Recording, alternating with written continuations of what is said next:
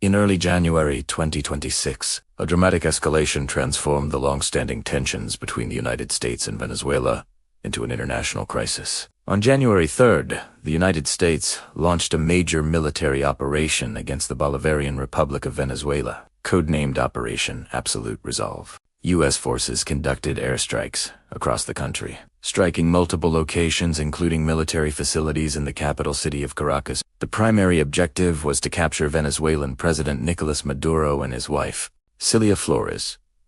A mission, the United States claims, was aimed at enforcing long-standing criminal charges of narcotics, trafficking, and narcoterrorism filed against them in U.S. courts. The operation succeeded in detaining Maduro and Flores, who were then transported out of Venezuela. U.S. President Donald Trump announced that the United States would temporarily assume governance of Venezuela to ensure stability during a political transition, while also signaling intentions to revitalize the country's crippled oil industry through billions of dollars in American investment.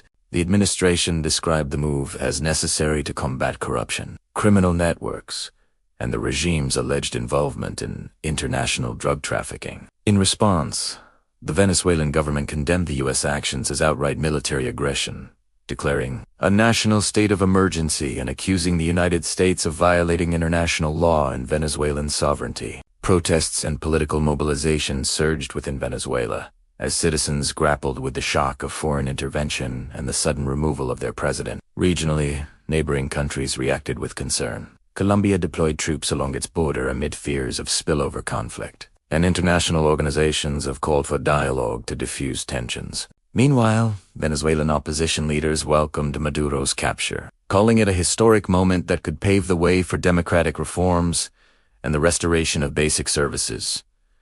After years of economic collapse and mass migration, regionally, neighboring countries reacted with concern. Colombia deployed troops along its border amid fears of spillover conflict, and international organizations have called for dialogue to diffuse tensions. Meanwhile, Venezuelan opposition leaders welcomed Maduro's capture, calling it a historic moment that could pave the way for democratic reforms and the restoration of basic services after years of economic collapse and mass migration. This crisis did not emerge overnight. For years, relations between the United States and Venezuela had deteriorated due to disputes over elections, accusations of corruption at the highest levels of the Venezuelan government, sanctions targeting the country's oil industry, and U.S. claims that Caracas was complicit with criminal and narcotics networks. These tensions set the stage for the dramatic confrontation now unfolding in 2026.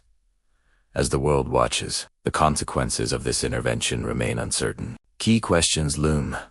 Will Venezuela achieve stability and democratic renewal, or will the intervention deepen conflict and humanitarian suffering? How will global powers such as Russia, China, and regional actors respond? And what precedent does this set for international norms regarding sovereignty and military action? The answers will shape the future not only of Venezuela and U.S. foreign policy, but of geopolitical relations across the hemisphere.